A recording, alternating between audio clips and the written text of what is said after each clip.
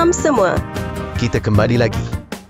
PAS menegaskan tindakan menggugurkan 3 ahli Dewan Undangan Negeri Adun di Perlis yang terbabit dalam kemelut politik negeri itu adalah bukti ketegasan disiplin parti serta komitmen memastikan pemimpin mematuhi keputusan organisasi. Ahli Jawatan Kuasa PAS Pusat, Dr. Haim Hilman berkata, keputusan itu menghantar mesej jelas bahawa semua wakil rakyat PAS tertakluk kepada arahan parti, termasuk dalam isu kepimpinan kerajaan negeri.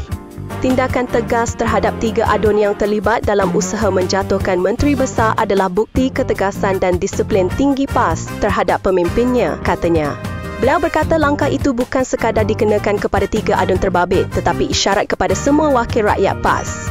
Sementara itu, Pengarah Jabatan Komunikasi Strategik PAS Negeri Pulau Pinang, Ana Sofi Abdul Wahid berkata prinsip persahabatan dalam politik perlu berteraskan adab dan kejujuran, bukannya mengambil kesempatan atau bertindak menjejaskan rakan sendiri. Menurut beliau, PAS selama ini membantu menampung kelemahan rakan politik ketika bekerjasama, namun keadaan menjadi tidak boleh diterima apabila wujud pihak yang cuba menjatuhkan PAS dari dalam. Apabila kawan menunjukkan perangai yang mencari jalan untuk menjatuhkan kita, maka ia telah menjadi musuh dalam selimut.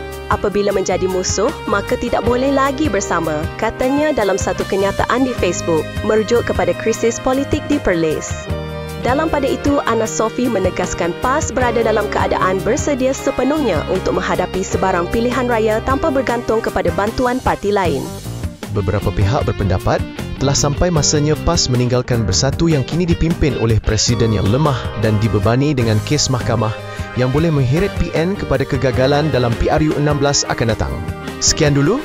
Teruskan bersama Malay Daily, Suara Bangsa, Nadi Negara.